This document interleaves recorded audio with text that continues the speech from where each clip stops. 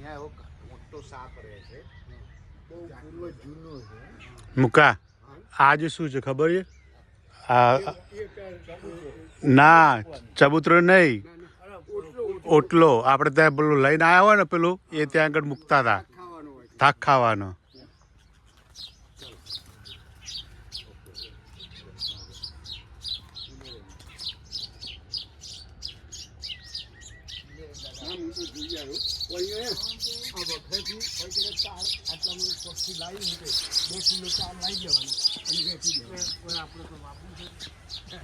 આપણે પૈસા ખર્ચીને કાઢવાના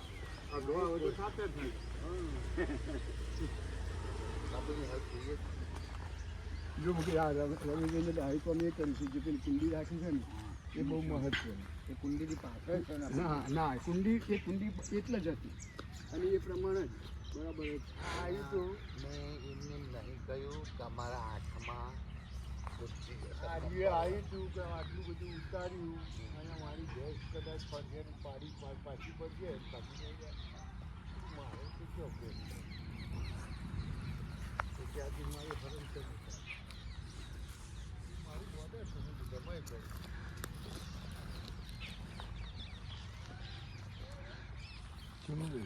આપણે એકલા જ છીએ?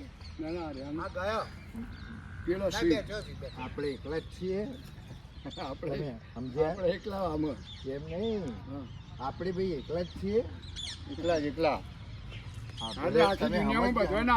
આવી જમીન વાળા બધા ઘણા બધા છે. મારું કે આ જમીનમાં તો બધા કેટલા માણસો છે નહીં જ છે તો એમને આવું છે. એટલે આ તો ઘણી વખત હું તમને કહું છું ને જો વડુના પતંગો હોય તો બધું જ માઈક રીતે વિચારીએ. હવે બધા બહુ માઈક વડુની ઉત્તરાયણ ત્યાં બહુ મોથોડું ત્યાં બહુ આપણે તમે જોયેલો જ છે ને. આ બધું આપણું પૂરણ થઈ ગયું તો ચોકડીઓનું ને અંદરનું ને બીજું બાકી લાવે અને હરખું કરી આ કૂટી હા માટી કૂટી ને પછી એનું લેવર કરવાના 85,000 રૂપિયા આવે. 85,000 રૂપિયા સુધી મારે પોણી ચોથી પોણી આવે.